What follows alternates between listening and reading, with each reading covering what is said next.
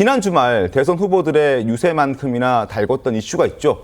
바로 지난달 28일에 김문수 후보의 아내 설란영 씨를 향해서 제정신이 아니다라고 발언을 해서 논란을 일으켰던 유시민 씨가 결국 자신의 발언이 거칠었다라면서 사과를 하긴 했는데 이 사과를 두고도 이게 사과가 맞느냐라는 논란이 더 커지고 있습니다. 자, 유시민 씨의 발언 그리고 사과했던 그 발언까지 이어서 들어보겠습니다.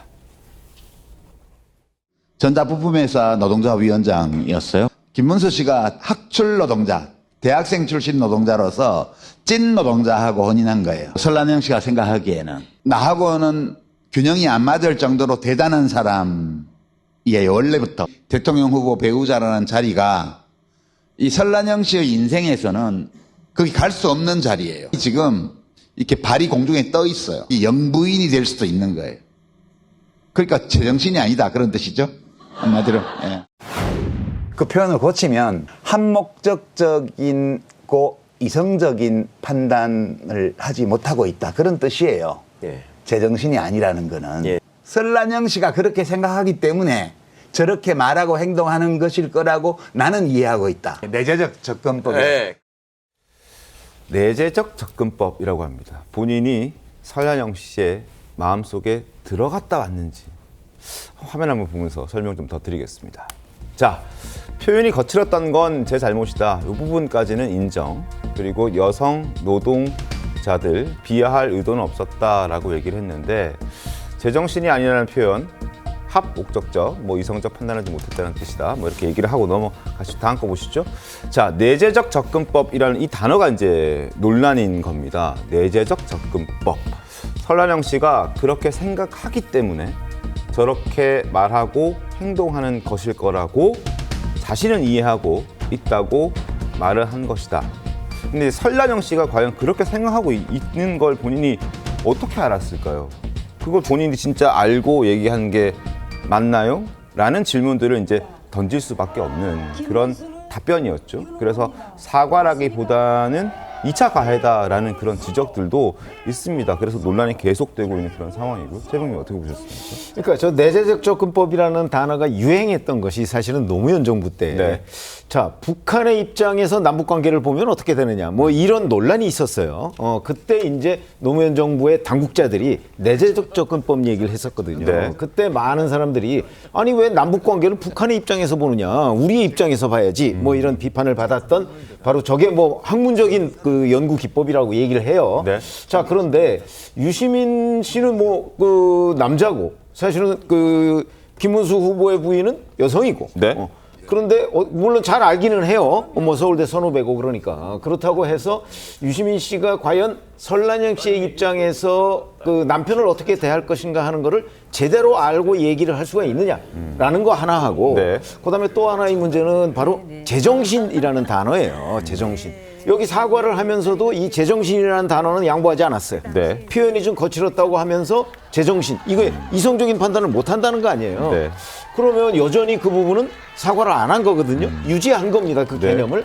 자, 그것이 과연 제정신인지 아닌지를 알 수 있는 거는 유시민 씨가 아니라 글쎄 설란영 씨 본인이 판단할 문제고 다른 사람들이 객관적 입장에서 판단할 문제인데 여전히 그 문제를 유지했다는 거는 제가 보기에 내재적 접근법이라고 생각하기 어렵고요. 네. 그냥 비난이다 저는 이렇게 생각을 하거든요. 비난이다. 그 비난에 대해서 사과를 했다면 아마 많은 유권자들이 그래 사과라서 이렇게 생각을 할지 모르겠으나 네. 여전히 제정신이라는 단어는 유지를 했다는 측면에서 보면 저는 사과가 아니다 이렇게 판단을 합니다. 임승호 대변인님은 어떻게 좀 생각하십니까? 저는 결국에는 유시민 작가에 대한 내재적 접근법을 한번 해보면 네. 절대 사과의 태도가 아니다. 결국에는 일종의 자존심을 부리면서 끝까지 좀 오만한 태도를 보이는 것이라고 볼 수밖에 없습니다. 사실 저 발언 같은 경우는 저는 깜짝 놀란 게 유시민 작가님 참 한편으로는 대단하다. 저 비하 발언이 한 3문장 정도 됐어요. 근데 그 3문장 안에 계급 비하, 여성 비하, 노동 비하 등 학벌 비하 등 굉장히 많은 비하를 하셨더라고요. 어떻게 저렇게 압축적으로 했다? 짧은 문장에 저런 비하를 하시는지 참 놀라웠다라는 생각이 들고 네. 저는 참 또 비극적이었다라는 생각이 아마 저 해명 영상 본인들이 사과라고 호소하는 그 문장이 나간 방송이 아마 노무현재단의 유튜브였을 거예요. 노무현 정신이 어떤 정신입니까? 결국에는 계급주의 타파와 일종의 학벌주의 타파를 굉장히 외쳐왔던 것이 노무현 정신이고 민주당 스스로 강조하고 있는 노무현 정신이 그런 것 아니겠습니까? 네. 그 방송에 나와가지고 노무현 정신을 띄우면서도 유시민 작가 같은 분을 내보내서 일종의 사과를 빙자한 2차 가해를 하고 있는 모습을 보면서 과연 민주당이 지금 계속해서 강조해오고 있는 노무현 정신이 무엇인가에 대해서 진보 진영 지지층의 유권자들 또한 다시 한번 생각해 보고 있을 것 같아요. 그래서 그런 측면에서 유시민 작가의 평소 태도로 봤을 때 네. 앞으로도 뭐 진정한 사과를 할 태도는 보이지 않는 것 같습니다. 그래서 사과하지 않는 자에게는 결국에는 유권자의 강한 심판만이 있을 것이다. 이런 말씀만 드리겠습니다. 당사자인 설란영 씨의 입장도 궁금하시죠? 설란영 씨는 이 유시민 씨의 발언에 어떤 반응을 보였을까요? 영상으로 확인해 보시죠. 한 말씀만 좀 해주세요. 응원의 말씀. 네, 응원의 말씀. 갑자기 훅 들어오는 곤란해요. 어지러워요. 땅에 발을 닿지 않기 때문에 어지러워요. 정신이 없어요.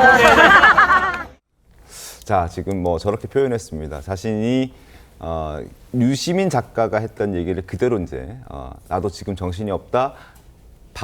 땅에 발이 닿지 않는다 이렇게 얘기를 하면서 이제 좀 비판 받아치는 그런 모습도 보여졌는데 구자민 변호사님 어떻습니까? 뭐 일각에서는 고졸 이런 학벌을 따지면 사실 노무현 전 대통령이나 김대중 전 대통령도 대학교를 졸업하지 않지 않았느냐. 뭐 그런 또 노무현 전 대통령의 정부에서 장관까지 한 유시민 작가가 이렇게 얘기하는 게 맞느냐 이런 지적들도 있거든요. 그렇죠. 그래서 뭐 뒤에도 다루겠지만 노무현 대통령 팔아가지고 호가호위했던 인물 아니냐 이런 비판이 지금 뒤따라 나오더라고요. 네. 근데 유시민 씨 하는 거 보면은 깨어있는 척은 했으면서 정작 누구보다 권위주의적이다. 이게 지금 미국의 벤 샤피로 책 보면은 좌파 권위주의라 그러거든요. 좌파가 힘을 갖고 오히려 권위주의적으로 더 공고화됐기 때문에 니들이 더 계급을 나누고 서열을 나누고 이렇게 차별을 하지 않냐. 좌파 사상하고 맞지 않게 간 거예요. 그러니까 권력을 쥐고 나서 완전히 변질된 건데 지금 내재적 접근법이라는 것도 말도 이상하게 썼어요. 왜냐면은 북한을 옹호하기 위한 이론으로서 북한 입장에서 보자라는 거는 그 사람들 입장에서 옹호하는 이론이거든요. 근데 내재적 접근법이란 말만 따왔지 그걸 가지고 다시 공격했잖아요. 설라현 씨 입장에서 이해를 했으면 그 발언이 나올 수가 없잖아요. 네네. 그러니까 완전 개념을 거꾸로 썼어요. 그러니까 지금 말장난이죠. 그리고 이거를 다시 또 말을 틀어가지고 잘못했다. 네 글자면 끝나는 거를 한목적적, 내재적 접근 이렇게 복잡한 말 쓰는데 유시민 씨가 예전에 방송에서 했던 말 그대로 돌려주고 싶어요. 그분이 그랬었어요. 말 복잡하게 꽈서 하는 건 사람 속여먹으려고 그러는 사기꾼들이 하는 방식이다. 왜 이렇게 복잡하게 하죠? 잘못한 게 명백함에도 불구하고 인정하지 않는다라는 거는 그 사람의 그릇까지 드러낸다 생각합니다. 알겠습니다. 장혜주 변호사님 어떻습니까? 글쎄요, 뭐 비판은 나올 수 있는 지점이라고 생각은 합니다. 다만 유시민 작가가 저 얘기를 했던 그 어떤 동기에 대해서 생각해 보면 네.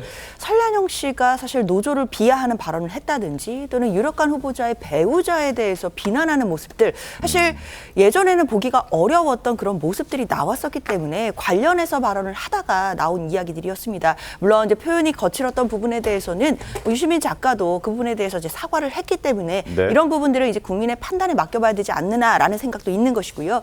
특히나 이제 설란영 씨가 앞서 했던 그런 비하 발언들도 함께 고려해서 국민들이 판단 주시지 않을까라고 생각합니다. 근데 그 부분은 좀 추가 설명이 필요한 게 설란영 씨가 비하 발언했다라는 건 맥락하고 달라요. 노조에 대해서 이런 선입견을 갖고 계시죠. 저는 그거하고 다르게 되게 얌전하고 그런 사람이었음에도 불구하고 노조 운동을 했습니다라고 자기가 노조 운동에 투신했던 계기를 설명하면서 나왔던 얘기인데 흔히 미국에서 흑인을 비하하는 N워드라고 있어요. 그거는 흑인만 쓸 수 있다고 얘기해요. 남이 얘기한 문제가 되지만 흑인이 우리 스스로에 대해서 N워드를 쓰는 거는 그냥 자기들끼리의 어떤 뭐 밈이나 어떤 그냥 농담 이런 식으로 쓸 수가 있거든요. 네네. 그러니까 내가 노조 위원장으로 노조 운동하고 그때 상황을 얘기하는 거는 비하일 수가 없어요. 거기 몸담았던 사람이 자기 부정을 할까요?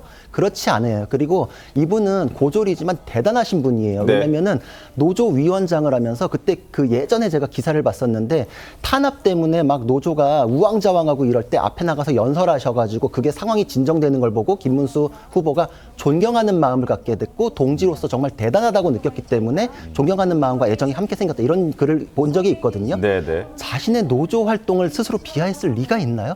자신이 이런 참하고 내성적인 성격에도 불구하고 대의 명분을 위해서 자기도 헌신했었다라는 말을 하기 위한 건데 앞부분 떼가지고 비하하는 발언이다라는 걸 가지고 유시민 씨의 막말을 물타기 할 수는 없다고 생각합니다. 알겠습니다. 네, 그렇기 때문에 유시민 작가가 분명히 표현이 거칠었다. 그리고 자기 잘못이었다라고 사과를 했습니다. 그래서 그 부분에 대해서는 저는 충분히 사과가 되었고 앞으로도 뭐 그 부분에 대해서 문제가 제기가 된다면 개인적인 입장으로서 사과를 해야 한다고 생각을 합니다. 네. 다만 유시민 지금 작가 같은 경우는 뭐 더불어민주당의 선대위의 직책을 맡고 있는 것도 아니고 그리고 어떤 민주당에서의 어떤 당원이라든지 이런 직책을 또 맡고 있지는 않습니다. 그렇기 때문에 개인적인 평론가로서 말을 했던 발언이다라고 생각을 해주시면 될 것 같고요.